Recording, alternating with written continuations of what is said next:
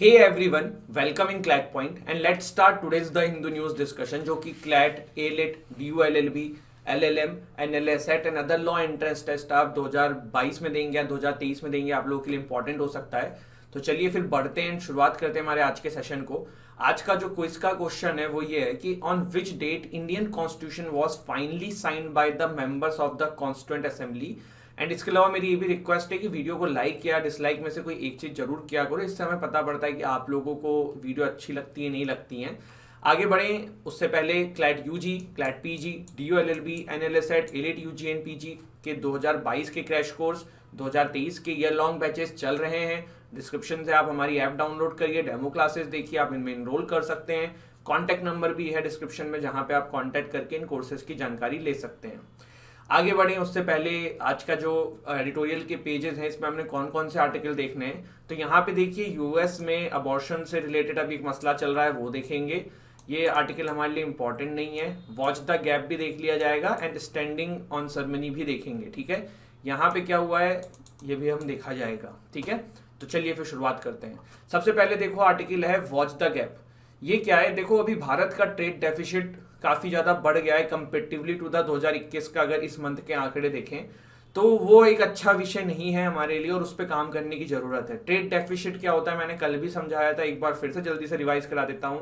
जब कोई भी कंट्री इंपोर्ट ज्यादा करती है और एक्सपोर्ट कम करती है तो इसके बीच का जो गैप होता है वही ट्रेड डेफिसिट कहलाता है। मान लो इंडिया जो है वो बाहर से सामान जो है ना 10,000 रुपए का खरीद रही है, लेकिन बाहर बेच सिर्फ 3,000 का पा रही है, तो ये 7,000 रुपए का ट्रेड डेफिसिट है। अब ट्रेड डेफिसिट क्यों इतनी समस्या का कारण होता है, देखो जब भी आप किसी कंट्री से ट्रेड करते हो, फॉरेन कंट्री के साथ ट्रेड करते हो, तो आप फॉरेन रिजर्व्स में करते हो, जैसे कि डॉलर में, तो वो आपके पास खत्म होता है। जब आप उनसे खरीद रहे हो तो उनको दे रहे हो तो वो खत्म हो रहा है, और जब आप उनसे सामान लेते हो तो फिर आप उनको डॉलर दे दिए हो, और जब आप उनको सामान बेचते हो तो आप उनसे डॉलर लेते हो, तो आप बेच कम पा रहे हो ना, तो यहाँ पे डॉलर की जो संख्या है वो कम होती जा रही है।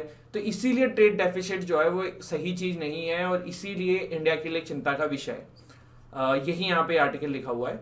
अगला आर्टिकल जो है वो है is it possible to separate sports and politics. देखो अभी हुआ गया, विंबलडन ने कदम उठाया था कि रशिया एंड बेलारूस के खिलाड़ियों को 2022 के विंबलडन के एडिशन से बाहर कर दिया जाएगा। इसके पीछे मेन रीजन जो है वो यही है कि रशिया का जो इन्वेजन हुआ है वो यूक्रेन के ऊपर। लेकिन देखो एक बात जो है कि ये जितने भी इस तरीके के स्पोर्ट्स है ना, ये इंडिविजुअल प्लेयर्स के होते हैं। जैसे कि आपने काफी बार सानिया मिर्जा को किसी और खिलाड़ियों के साथ खेलते हुए देखा होगा, किसी और कंट्री के खिलाड़ियों के साथ खेलते हुए देखा होगा, तो फिर वो इंडिया को कैसे रिप्रेजेंट कर रही हैं। तो कहने का मतलब है ना कि यही होता है, इन गेम्स के अंदर ना इंडिविजुअल प्लेयर पार्टिसिपेट करते हैं। वहां पे किसी कंट्री के वजह से, पॉलिटिक्स के वजह से आप उन प्लेयर्स को बैन कर दे रहे हो। और ऐसे छोटे मोटे प्लेयर नहीं, बहुत बड़े बड़े नाम हैं जो रशिया एंड बेलारूस के बड़े बड़े खिलाड़ी हैं, उन सभी को विंबलडन से बाहर कर दिया गया है। सिर्फ यही नहीं, इसके अलावा formula 1, football, track and field, इन सब तरीके की इवेंट्स में भी एक इस तरीके के कदम उठाए गए हैं बाकी सारे खेल एसोसिएशन के द्वारा भी, जो कि अच्छा नहीं है। अब अगला आर्टिकल जो है वो देखते हैं, a league draft termination rights and the politics. देखो यूनाइटेड स्टेट्स का एक केस था जिसका नाम था रोए वर्सेस वेड। इस केस से पहले ना यूनाइटेड स्टेट्स में अबॉर्शन जो है ना वो इलीगल होता था, बट रोए वर्सेस वेड केस के बाद जो अबॉर्शन है वहां पे लीगलाइज हो गया। 1973 का ये केस था। अभी क्या हुआ, वहां की सुप्रीम कोर्ट का एक डॉक्यूमेंट लीक हुआ है जिसमें ये सामने आ रहा है कि वापस से अबॉर्शन को बैन किया जा सकता है। अब अबॉर्शन देखो यूएस में बैन होना नहीं, अपना में बहुत बड़ी चीज है। एक तो यूएस सबसे ज्यादा राइट्स की बात करता है, तो वहां पे फिर महिलाओं से ये राइट छीना जा रहा है कि वो अबॉर्शन करा सकती हैं। इसके अलावा अगर आप यूएस के आंकड़े देखें तो 6,30,000 reported abortion in the United states in 2019। Although 2010 के कंपैरिजन में इट्स 18% डाउन, लेकिन तब भी ये 6,30,000 कोई कम संख्या नहीं है। और इस संख्या के अंदर 57% वुमेन जो है ना देयर 20s में है। मतलब देखो बहुत बार क्या होता है ना कि जब आप लोग किशोरावस्था क्रॉस करते हो और उस समय हार्मोन्स एंड इन सब चीजों का बहाव होता है, तो इंसान जो है काफी सारे ऐसे कदम उठा लेता है, बट फिर उसको रियलाइज नहीं होता है कि दे गॉट प्रेग्नेंट, फिर वो अबॉर्शन वाला सीन होता है। तो इसी वजह से ये काफी समस्या का विषय, अगर वहां पे अबॉर्शन को बैन कर दिया जाएगा। लेट्स सी इस पे आगे क्या होता है। ऑल दो वहां की जो पॉलिटिकल पार्टीज उनको ये चीज पता है और वो देखते हैं इस पे किस तरीके से कदम उठाती हैं। भारत में क्या है अबॉर्शन से रिलेटेड लॉ, तो भारत में देखो medical termination of pregnancy act जो है ना, ये डील करता है अबॉर्शन से। एमटीपी एक्ट 1971 पहले हुआ करता था।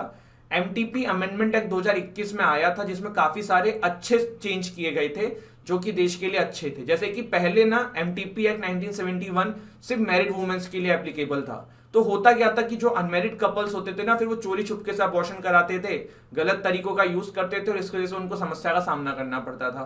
तो now it's unmarried womens are also covered under MTP amendment act 2021। 20 week का यहाँ पे एज लिमिट दिया हुआ है और यहाँ पे 24 वीक्स दिया हुआ है for rape survivors, beyond 24 weeks for substantial fetal abnormalities. लेकिन 24 वीक्स के बाद के लिए भी एक प्रोसेस है और नॉर्मल यहाँ भी 20 वीक्स है। लेकिन यहाँ पे जो 20 वीक्स दिया हुआ है 2021 वाले अमेंडमेंट में, उसमें ना एक चीज अच्छी है कि आपको सिर्फ एक मेडिकल प्रैक्टिशनर जो है उसकी आपको एसेंट चाहिए होगी। वहीं पे पहले क्या था कि अगर 20 वीक के बाद आप कराना चाह रहे हो, 20 वीक तक आप कराना चाह रहे हो, तो आपको 2 मेडिकल प्रैक्टिशनर की एसेंट चाहिए होगी। और 12 वीक तक करा रहे हो तो आपको एक मेडिकल प्रैक्टिशनर की एसेंट चाहिए होगी। ये पहले था। अभी ये चीज अच्छा किया है कि एक से ही काम हो जाएगा। दूसरा ये कि 20 से 24 वीक्स में अगर आपको कराना है तो 2 मेडिकल प्रैक्टिशनर की एसेंट से आप जो है ये टर्मिनेशन करा सकते हो। और medical board approval after 24 weeks, अगर आपको 24 वीक्स के बाद वाला सिचुएशन है तो मेडिकल बोर्ड है वो आपका इसमें देखेगा। पहले फाइन अप टू 1000 रुपीज था वायलेशन होने पे इन चीजों के, अब fine and imprisonment for 1 years है। तो ये हमने जाना इस एक्ट के बारे में। इसके अलावा सस्टेनेबल डेवलपमेंट गोल्स होते हैं यूनाइटेड नेशन के, आपको पता होगा। तो इस तरीके के क्वेश्चन भी आ सकते हैं एग्जाम में कि अबॉर्शन जो है उसके प्रति लॉ लाना जो है, ये मतलब अबॉर्शन के लिए चीज़ों को देखना, महिलाओं का स्वास्थ्य का ध्यान रखना, ये एसडीजी गोल्स में किस पे आता है। तो एंडिंग प्रिवेंटेबल मैटरनल मॉर्टेलिटी जो है ये सस्टेनेबल डेवलपमेंट गोल के 3.1, 3.7 एंड 5.6 से डील करता है। तो ये तीनों चीज़ें आप ध्यान रख लीजिएगा, ठीक है। चलिए, इसके अलावा देखो एक एडिटोरियल और आया था, ये सब मैंने ऑलरेडी कवर किया हुआ है न्यूज में, इसलिए इतना मैं इसको डिटेल में जा नहीं रहा हूँ। हुआ क्या था, देखो तमिलनाडु की एक घटना थी कि जो डॉक्टर होते हैं ना वो हिपोक्रेटिक ओथ लेते हैं। आपने 3 इडियट्स देखी है ना, उसमें करीना कपूर डायलॉग मारती है कि हिपोक्रेटिक ओथ ने तो लगा डाली। तो हिपोक्रेटिक ओथ जो है ना एक प्रोसेस होती है जिसमें लिखा होता है कि भैया ये मापदंड हैं जो डॉक्टर्स को फॉलो करने हैं। उसी की जगह पे ना एक हमारे एंशिएंट टाइम में जो हमारा आयुर्वेद थे या जो उस समय के चिकित्सक होते थे वो चरक शपथ यूज करते थे। तो वही चरक शपथ भी काफी जगहों पे यूज करने की बात हो गई थी। अभी क्या हुआ, तमिलनाडु में किसी स्टूडेंट ने हिपोक्रेटिक ओथ की जगह पे चरक शपथ का स्पोकन किया था। तो उससे क्या हुआ, उससे हुआ ये कि भैया उसके जो डीन थे ना उनको सस्पेंड कर दिया गया। तो यही पूरी कंट्रोवर्सी जो है वो सामने आ गई थी और ये आपके सामने कंट्रोवर्सी है। अब देखिए एक बड़ा चौंकाने वाला आंकड़ा आ रहा है। WHO estimate 4.7 million Covid link death in India. हमारे देश ने, सरकार ने जितना बोला था ना उसका 10 गुना बताया जा रहा है WHO के द्वारा। देखो कई हद तक सही भी हो सकता है ये आंकड़ा, क्योंकि जब कोविड का सेकेंड वेव आया था तो बहुत सारी डेथ हो रही थी कोविड की वजह से, लेकिन बहुत सारे लोगों को जो है ना उसके पीछे रीजंस कुछ और मिल रहे थे। बट अब इतना सही हो सकता है ये एक अपने आप में डिबेटेबल इशू है। इसके अलावा देखें तो इंडिया के बाद रशिया का नंबर आया सेकेंड नंबर पे, ये तो बदला ले लिया लग रहा है ना। Indonesia, US, Brazil, Mexico, Peru, Turkey, Egypt, south Africa. US का नाम नहीं लिखा इन्होंने, वाह। चलिए आगे बढ़ते हैं। Supreme Court to study if larger bench should hear sedition pleas. देखो सेडिशन का मामला है। सबसे पहले तो सेडिशन इतना न्यूज में ना, इसका सेक्शन आपको पता होना चाहिए। आईपीसी का सेक्शन 124A जो है वो डील करता है सेडिशन से, ये तो भूलना ही मत। इतना इंपॉर्टेंट हो चुका है ना, इतना न्यूज में था, आपको पता होना चाहिए। 124A ऑफ आईपीसी जो है वो सेडिशन से डील करता है। और क्या कहता है, आपको एग्जाम में ऐसे भी क्वेश्चन आ सकता है कि भैया ये चीजें हैं, बताओ इसमें से क्या डेफिनेशन में नहीं था। तो any person by words either spoken or written or by sign or by visual representation or otherwise brings or attempt to bring into hatred or contempt or excites or attempt to excite disaffection towards the government। ये चीज सबसे important है, towards the government। देखो sedition law ना हमारे देश में Britishers लेके आए थे, और जब हमारा देश आजाद हो रहा था ना तो कॉन्स्टिट्यूंट असेंबली में एक अच्छा खासा डिबेट हुआ था कि यार सेडिशन लॉ को अब क्यों लाया जाए, वो तो भैया हम पे जबरदस्ती राज करते थे तो वो लेके आए थे, अभी क्या जरूरत है, अब तो हम लोग आजाद हैं। लेकिन उसके बाद भी इसको फिर रखा गया और आज तक ये कंट्रोवर्शियल है। अभी देखो भारत में पहली बार ना जोगेंद्र चर बोस के ऊपर 1891 में ब्रिटिशर्स ने सेडिशन का मामला चलाया था। उसके बाद बाल गंगाधर तिलक एंड महात्मा गांधी जी के ऊपर भी ये चलाया गया था ब्रिटिशर्स के द्वारा। एक इस पे इंपॉर्टेंट वर्डिक्ट है सेडिशन से रिलेटेड जो आपको ध्यान रखना हो सकता है। Kedarnath Singh versus state of Bihar 1962 का एक केस था। इसमें सुप्रीम कोर्ट ने सेडिशन को जायज ठहराया था, फेल्ट किया था इसकी कॉन्स्टिट्यूशनलिटी, कहा था कि संवैधानिक है, बस ये कहा था कि इसका एप्लीकेशन थोड़ा सही तरीके से यूज होना चाहिए, तो वो ध्यान रखिएगा। बलवंत सिंह केस में तो ये कहा गया था कि यार सिर्फ नारे लगाना ना खालिस्तान जिंदाबाद is not amount to sedition, तो ये वो केस था। Modi Macron agree to work together to expand relation, Modi ji गए हैं तो इमैनुअल मैक्रोन साहब फिर से आए हैं वहां पे, तो फिर से मिले। Panel notifies new J&K assembly constituencies, तो Jammu will get 43 seats and Kashmir will get 47 seats, ठीक है, ध्यान रखिएगा। जम्मू को मिल रही है 43 सीट्स, कश्मीर को मिल रही है 47 seats. Mevani 9 other get jail term in 2017 case. भैया ये जो नाम है ना, ये बंदा भैया बहुत परेशान है। परेशान क्या है, इन्होंने एक ट्वीट कर दिया था मोदी जी के ऊपर, उसके बाद से इनकी हालत खराब है। आसाम पुलिस उठा के ले गई थी, वहां पे उस मामले में बेल मिला, तो वहां पे एक महिला ने इनके ऊपर चार्जेस लगा दिए कि इन्होंने उनका हरेसमेंट किया है, उस पर बेल मिला, तो अब तो कन्विक्ट हो गए हैं। अब इनका 4 साल 3 साल पुराना कोई मामला था, तो गुजरात की एक कोर्ट ने इनको कन्विक्ट कर दिया है। उस मामले में 3 महीने की सजा होनी है, बट अभी मामला इनका एप्लीकेशन आगे चल गई है हाईकोर्ट में, तो अभी इसलिए बेल मिल गई है। Delhi startup policy, CM offer several incentives to young entrepreneurs, तो देखो ये बहुत अच्छा कदम है अगर ये कदम ऑन ग्राउंड रियलिटी में आ पाए। देखो मैंने ये पढ़ा तो फिर मुझे याद आया कि यार जब हमने हमारा स्टार्टअप आज से 2 साल पहले 1.5 साल पहले करने की सोची थी, तो हमें भी यही बेसिक जो प्रॉब्लम्स थी ना, वो यही फेस करनी पड़ रही थी। ट्रेडमार्क, लीज, फलाना ढमकाना, तो वो सारी चीज़ों का सॉल्यूशन इन्होंने लिखा तो हुआ है, बट अब प्रॉब्लम ये ना कि ये एक्चुअल में कब तक आएगा और कैसे आ पाएगा ना, ये अपने आप में एक क्वेश्चन है। दूसरा कि देखो ना, बहुत जेन्युइन प्रोसेस होनी चाहिए स्टार्टअप को रजिस्ट्रेशन कराने की। ये नहीं कि यार जाके अब स्टार्टअप रजिस्ट्रेशन कराने के लिए 10 दिन चक्कर लगाने पड़ रहे हैं इनके पोर्टल के अंदर, तो ये इनको ऑनलाइन करना चाहिए, कुछ करना चाहिए। लेट्स सी क्या करते हैं, लेकिन अगर ये कर देते हैं तो it's an very good idea. आप इंटरनेट का पैसा दे रहे हो, आप जो नॉर्मल सॉफ्टवेयर के पैसे होते हैं वो दे रहे हो, तो काफी प्रमोट करेगा ये नए स्टार्टअप्स को। लेकिन प्रॉब्लम ये कि ये रियलिटी में कितना आता है, ये एक डिबेटेबल इशू रहेगा। इसके बाद can not share Aadhaar details for crime inquiry, UIDAI tells High Court. तो हमारी जो unique identification authority of India है, उन्होंने कहा है दिल्ली हाई कोर्ट से कि भैया ये जो पुलिस संस्थान हमसे मांगती हैं कि यार ये दे दो, थोड़ा सा थंब इंप्रेशन मैच करा लो किस बंदे का है, तो ये हम कर नहीं पाएंगे क्योंकि ये हमारा जो आधार का बेसिक पर्पस था उसके अगेंस्ट में है। तो ये चीज़ कही गई है जो बहुत अच्छी बात है, क्योंकि आधार में सबसे बड़ी कंट्रोवर्सी यही आ रही थी। बट अगर आधार जो हमारी UIDAI है वो इन चीज़ों का इतना ध्यान रख रही है, तो इससे अच्छी कोई चीज़ हो नहीं सकती है। इसके बाद देखिए फेसबुक ने बोला है no fundamental right to use Instagram Meta. देखो फेसबुक है, इंस्टाग्राम की पेरेंट कंपनी का नाम मेटा हो चुका है।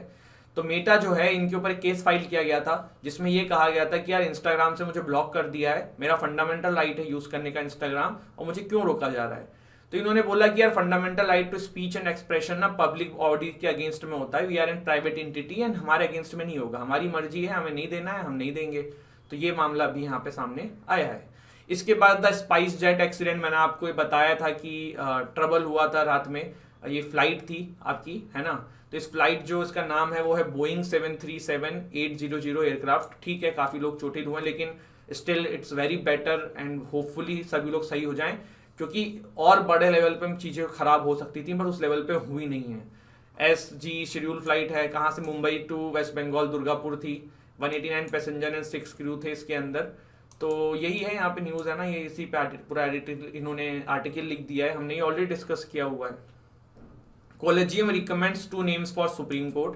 तो Sudhanshu Dhulia and Jamshed Pardiwala are High Court Chief Justice currently. तो इनका नाम कॉलेजियम ने रिकमेंड किया है। कॉलेजियम कैसे वर्क करता है मैंने आपको बहुत बार बता रखा है, फिर बता देता हूँ।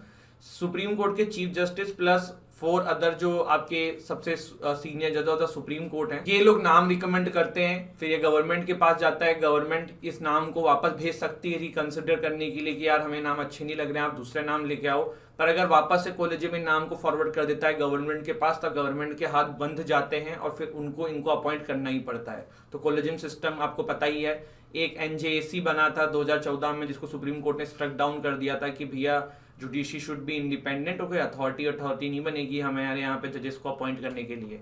इसके बाद है Israel Supreme Court upholds order against 8 West Bank Hamlet's. देखो पैलेस्टीनी हैमलेट्स जो हैं 8 ऐसे बंद करा दिए गए। हैमलेट्स क्या होते हैं? छोटे छोटे गांव होते हैं जहाँ पे पैलेस्टीनियंस रह रहे थे। तो ऐसे 8 पैलेस्टीनियंस हैमलेट्स जो हैं वो बंद करा दिए गए हैं वहाँ के सुप्रीम कोर्ट के द्वारा। करीबन 1000 पीपल जो हैं वो होमलेस हो जाएंगे इसके बाद, ये आंकड़ा लगाया जा रहा है।